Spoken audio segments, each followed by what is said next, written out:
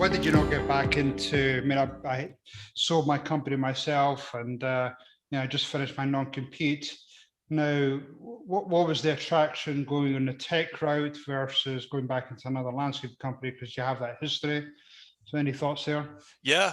To your point, I could have moved somewhere and I had a 5-year non-compete with that business, and I could have moved somewhere else and started another business or waited out the 5 years. But one thing I started realizing about myself growing that business, I think if you're doing business right, you as the entrepreneur should kind of evolve every 3 to 4 to 5 years into a completely new person. Like the business causes you to level up in so many ways, like leadership, management, operations, sales, market, all these things that you probably never would have learned if the business is growing. It's causing you to level up and grow.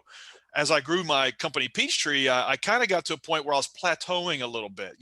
It's not that I had conquered the world in the landscaping industry, but I had grown a pretty good landscaping business that was profitable, was making money. It wasn't perfect every day, but it was going well. And I had realized that, okay, I've been maybe a year or two where I'm really stagnant in terms of like objectives I'm having to conquer and my personal growth. And that was kind of the impetus for selling the business, to be honest. I didn't really build that company to sell it, but when I started realizing that I was personally plateauing in the green industry, that hey, maybe it's time to explore an exit. And so it actually took 2 years to get the business sold. But I knew when I started my next business, I knew I wanted to leverage everything I had learned into something new, into something different, into something with a new set of challenges.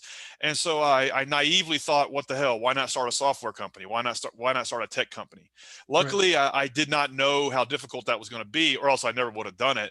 But after the first year, it was like no turning back. I kind of burnt the boats, and Right. my two co-founders and I just kept moving forward. And I'm glad I did, because, in the same kind of cadence as the first 15 years of business, the last 8 to 9 years, every 3 to 4 years, I'm a completely different person, because the business is extracting that out of you. And that's one of the beautiful things about running your own company.